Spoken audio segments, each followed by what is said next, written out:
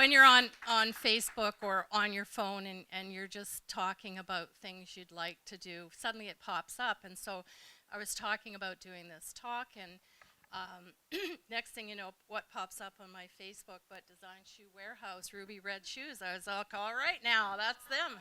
So let's go. All right, so I'm going to take you on a journey down the yellow brick road, as Nim said. I think I was about 6 when I started watching The Wizard of Oz. I'd curl up on the couch with my funky flannel pajamas and big bowl of popcorn and a nice, safe blankie by my side. And I'd follow Dorothy and her adorable dog Toto on their journey along that yellow brick road. I always felt Dorothy met the most interesting characters. I mean, who wouldn't love hanging out with a brainless scarecrow, a squeaky tin man, and a cowardly lion? Wait, were they politicians? I love that these 4 became fast friends, supporting and collaborating each other as they were faced with so many challenges. And they were always navigating all kinds of obstacles.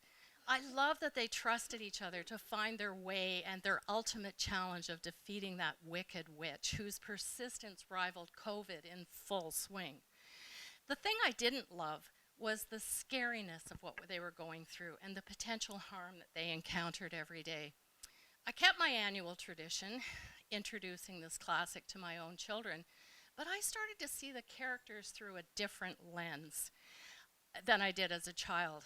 Of course, I'd still wear my jammies. They were a little bit more fashionable than the ones I wore as a kid, but I still had popcorn, and yes, I still had my blankie. As an adult, the magic of The Wizard of Oz evoked an understanding of human behavior that I couldn't have possibly understood as a child. I felt so much empathy for the scarecrow, who believed he wasn't intelligent. I felt so much empathy for the lion, who thought he didn't have courage, and the tin man, who desperately wanted a heart. I related to all of them except for the Wicked Witch. Quite frankly, she scared the hell out of me, and I still shudder when I hear cackling witches today. Thankfully, that doesn't happen that often in my life. I began to realize how strongly I was connected to this story. You see, it suddenly became obvious that the characters were archetypes of me and the trauma that I lived as a child. Like the wizard, my father was a broken man who hid behind a curtain of alcohol, and in a drunken stupor, he spewed the most inane philosophies like the all-knowing wizard. But when the liquid courage wore off, he would resort to darkness of depression. My mother, a kind woman like Auntie M, was never really able to stand up to my dad. And in fact, she was never able to free herself from the shackles of her own suffering. Hearing my father often declare that women were stupid, I internalized a feeling that I wasn't smart. I watched my mother cower in front of my father, and what did I internalize? That women lack courage. But perhaps the character I resonated with the most was the Tin Man, who was desperately searching for love so that he could love and be loved. Like Dorothy, I found myself following the yellow brick road of life, facing many obstacles and meeting those who would either help or hinder me. Now, the Wicked Witch in my story is not an actual person, but a painful metaphor known as trauma. It pursued me relentlessly, creating roadblocks to prevent me from moving forward, or worse, attempting to take me down altogether. While trauma was in fact wicked and often terrifying, it was also the most prodigious teacher in my life. The lessons I have learned from my experiences did not happen simply by tapping my ruby shoes together. Instead, it took many years and multiple hours of deep personal work. But I am proud to say that I have gone from trauma to triumph. That said, thank you. That said, I know I'm one of the lucky ones. Many traumatized people are held hostage by their metaphorical flying monkeys, also known as their demons, or they die in their poppy field because of the debilitating effects of trauma. That witch is everywhere, and no one is immune. The incidence of trauma is actually extraordinarily high. the World Health Organization tells us that 70% of people will experience some form of trauma in their life. 70%. Just let that sink in for a moment. It means that we have all met people who have experienced trauma in some form or another, whether we know it or not.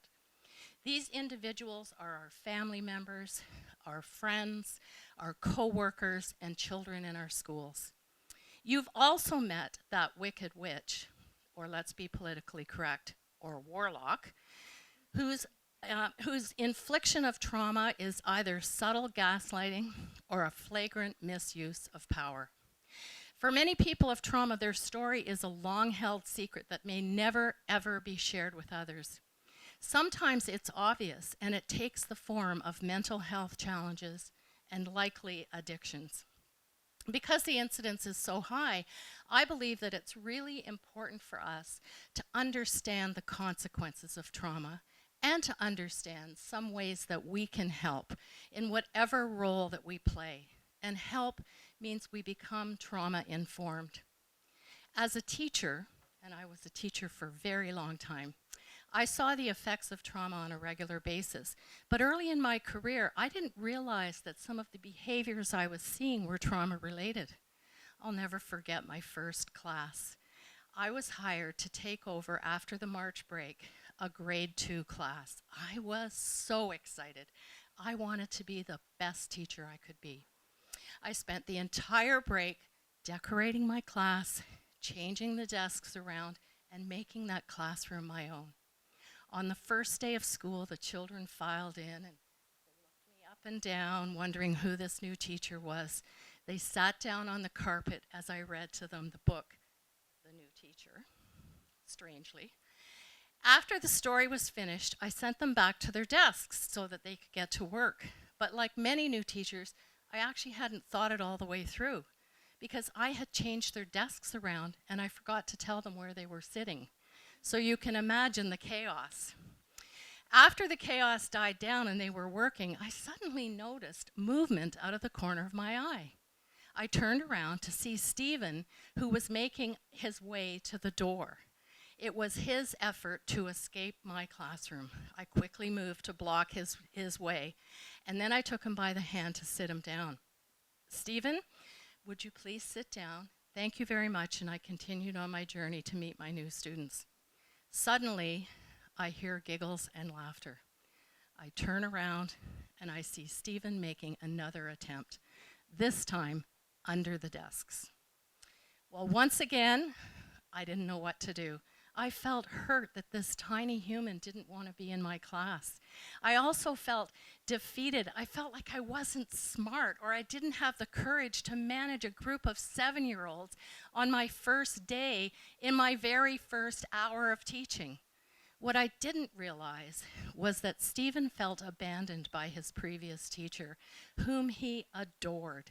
He felt protected by her and he knew he could trust her to keep his classroom safe and predictable. And now here I was, making changes that suited me, not the children. I'd come over the break and I completely erased her memory. What I found out later was that Stephen's mother had left the year before and he was traumatized. Now, losing another adult in his life was something that he just couldn't take.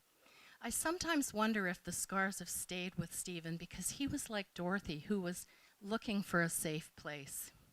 While Stephen and I got off to a rocky start, I set an intention to work hard with him and to really work on our relationship so that he knew he could be safe with me and that he could trust me.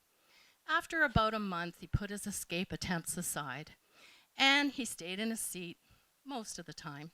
And he started speaking to me instead of communicating with me in writing. But best of all, Stephen started smiling. He had the greatest little grin, and yes, a mischievous little smile. Then there was Angel, a young student in grade 4 who I met when I went to do a demonstration lesson for one of my teacher candidates. From the minute I walked in the door of that school, I was warned that Angel was a misnomer for this young girl because she had the power to disrupt the silence of a monastery. I generally like to draw my own conclusions about students, but I thought I'd use this information to do a little reconnaissance while I was teaching. Well, Angel didn't disappoint. Being quite the social butterfly, she talked through the whole lesson, commanding the attention of everyone who would listen. I know some of you are out there cheering for Angel because that was your MO in school. When I put the class to work, she proceeded to get up, move around, and check in on her friends, all the while refusing to do her work.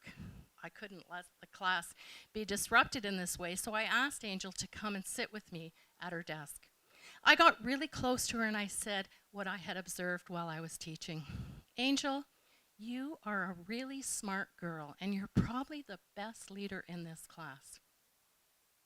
Her eyes browed, her brow furrowed, and she looked at me with her beautiful brown yet highly disbelieving eyes. Huh? These compliments were not something that she was familiar with, and she was caught by surprise.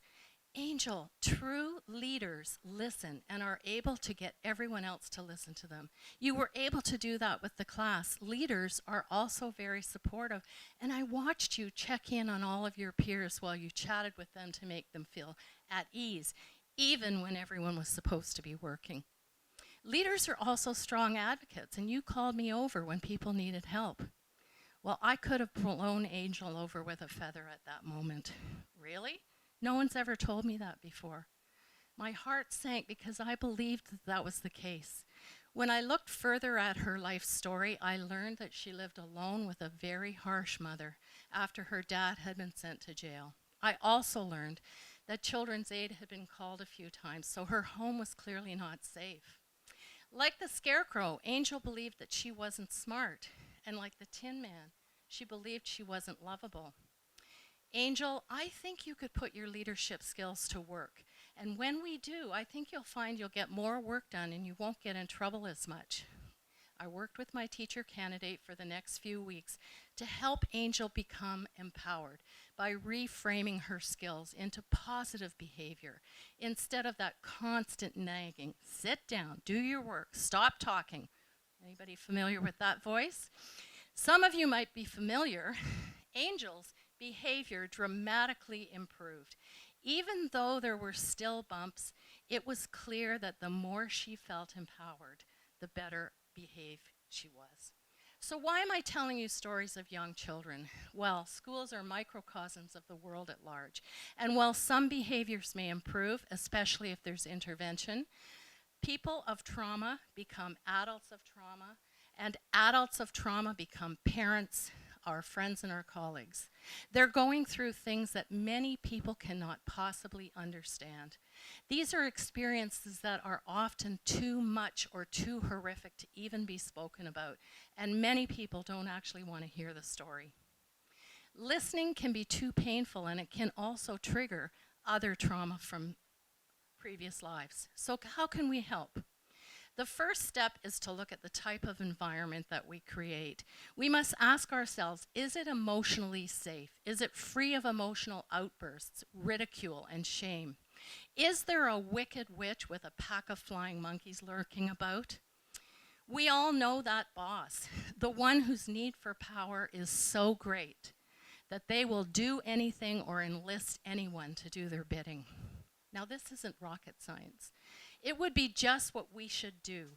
But the sad truth is we have people in leadership roles whose lack of emotional intelligence prevents them from being self-aware and capable of appropriate emotional expression. Instead, we have those leaders whose need for power fuels their impulsivity to scream and demean.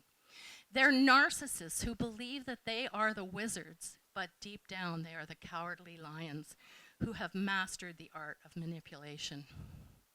So, we have teachers whose own trauma is triggered when children misbehave, and instead of trying to work with the child, they put them down and humiliate them in front of their peers. And we actually heard those stories today.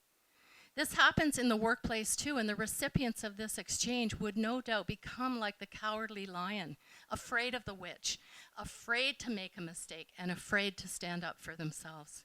In these scenarios, people are unsafe, disempowered, and they lack trust. What's interesting is that when we reframe those characteristics into the positive, they are three of the components of trauma-informed practice: emotional safety, empowerment, and trustworthiness. When people of trauma experience unsafe environments, they are less likely to be productive. They take a lot of time off to escape the suffering that's spilling all over them, and they feel disempowered. The same is true for children in schools. The difference is adults have choices and potentially a voice. Children do not. Creating safe places means building inclusion and community. It means understanding effective communication and conflict resolution, and it means appreciating others. Further to this space that is created, we must be trustworthy. People must know they can come to us. They must know that they can be called in instead of being called out. They need to be confident that they will not be thrown under the bus simply to save someone else.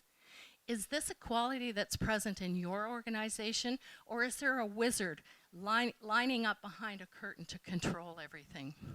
You see, people of trauma do not feel safe, and perhaps they never have.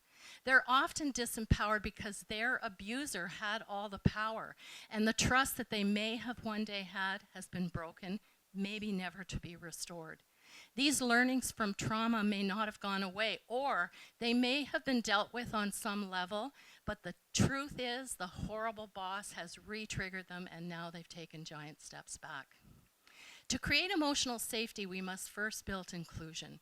Now, I don't mean those funky exercises that you do at professional development days where people have to dance around like chickens or reveal their most embarrassing moments. No, the inclusion that I'm referring to means breaking down all barriers, the ones that exist among people. It means allowing them to get to know each other in authentic and meaningful ways. It means an acceptance of the vulnerability that it takes to be open. It means building an alliance so everyone has a voice in how they want to be together. And it means taking the time to appreciate and celebrate with each other. When we empower others and give them voice, we listen. Not with rolled eyes or I'd rather be golfing attitude, but we listen with our eyes, ears, and our hearts. We try to truly understand. We value everyone's skills, and we come from a place of strength and not deficit. We communicate openly and honestly to everyone so that everyone is informed, and we let everyone know that it's okay to disagree. It's okay to speak up in an agreeable way, of course. The final one, trustworthiness, must be earned and modeled. It's important to know that it can be broken in a nanosecond. It must be intentional, and one has to be able to create a safe place where everyone feels empowered. We must say what we mean what we say, and do what we said we're going to do. We must have each other's backs. So I ask you, are you trauma-informed in your organization? Do you intentionally create safe places that are empowering? Are you trustworthy? If you answered yes, I applaud you. Not only are you creating a safe place for those who have experienced trauma, but you are creating a safe place where everyone wants to be. It will be a place where mental health challenges will decline, and those who do experience it will be supported. It'll be a place where people want to be and want to contribute to the greater good. It'll be a place where wicked witches are not welcome, because collectively everyone is trusted, empowered, and safe enough to douse that bitch with water, exposing her for what she truly is. The truth is, trauma is always going to be present in our lives. Sadly, that's the way the world is. But we can be intentional in working together to help each other to heal and to make this world a better place, where trauma is understood and dealt with. We've got this. Together, we can make a difference. So I'm going to click my ruby shoes together, and I'd like you all to say it with me. We will make a difference. We will make a difference. We will make a difference. Thank you.